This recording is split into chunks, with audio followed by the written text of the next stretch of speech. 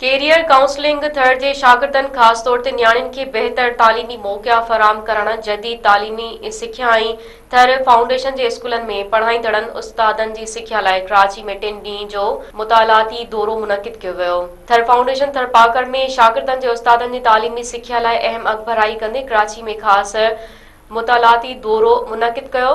3 ॾींहं ते मुश्तमिल उन मुतालाती दौरे जे पहिरें ॾहाड़े ते शागिर्दियाणियुनि ऐं फीमेल टीचर्स लाइ मेहराणो होटल कराची में एक ख़ासि तरबियती सेशन मुनक़िद कियो वियो।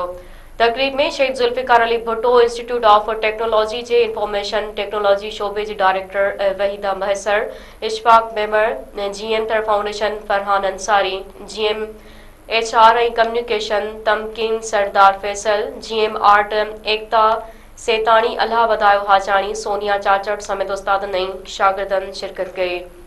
ज़ेब-टेक जी डायरेक्टर वहीदा महसर उस्तादनि ऐं शागिर्दनि जी हौसला अफ़ज़ाई कई ऐं चयो त महिनत ई कामयाबी जी कुंजी आहे। शागिर्द महिनत करे मुल्क जो नालो रोशन करे सघनि था।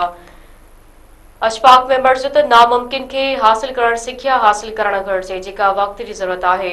जनरल मैनेजर थर फाउंडेशन फरहान अंसारी चयो त टेक्निकल ट्रेनिंग ऐं मुतालाती दौरा अहमियत जोगा आहिनि। शागिर्दनि खे पंहिंजे कैरियर में अॻिते वधण लाइ महिनत मुख़्तलिफ़ मुमकिन तरीक़ा अख़्तियार करणु घुरिजनि जीअं हू कैरियर में अॻिते वधी सघनि।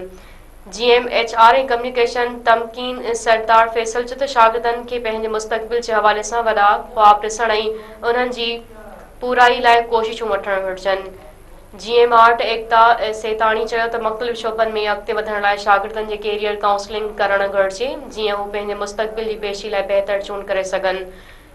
DM एजुकेशन अल्लाह वधाई हाजाणी चयो त दौरे जो मक़सदु शागिर्दनि ऐं उस्तादनि जी ज़हनी ओसर ऐं संदनि हौसला अफ़ज़ाई करणु आहे।